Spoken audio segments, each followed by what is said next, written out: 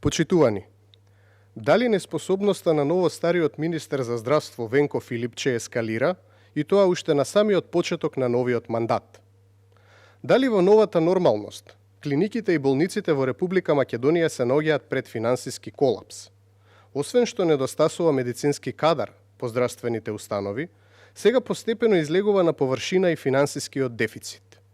Имено, јавноста деновиве беше сведок на шокантна вест, која што прострои во медиумскиот простор, дека градската општа болница 8 септември е пред финансиски колапс.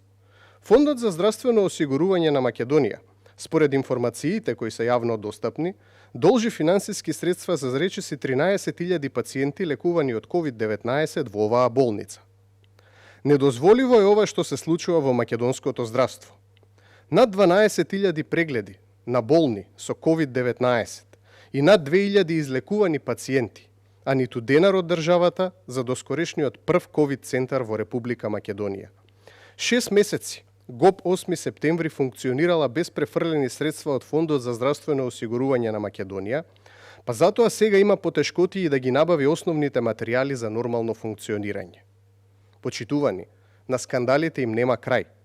По ваков еден невиден скандал, Филипче го нема никаде да одговори зошто оваа елитна болница е доведена до работна екзистенција.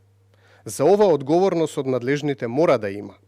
ВМРО ДПМН го повикува Фондот за здравствено осигурување на Македонија и министерот за здравство Венко Филипче да одговорат на јавноста што е причината за овој скандал. Каде се финансиските средства кои што треба да се исплатат на болницата? Зошто до сега истите не се исплатени и зошто болницата е доведена до рапна екзистенција? Филипче не успеа да се справи ниту со првиот бран, кој во Република Македонија е продолжен со неколку пикови. Предвидливо е за жал дека најверојатно нема да може да се справи ниту со вториот. Неспособноста на оваа старо-нова влада досега не чини над 700 човечки животи.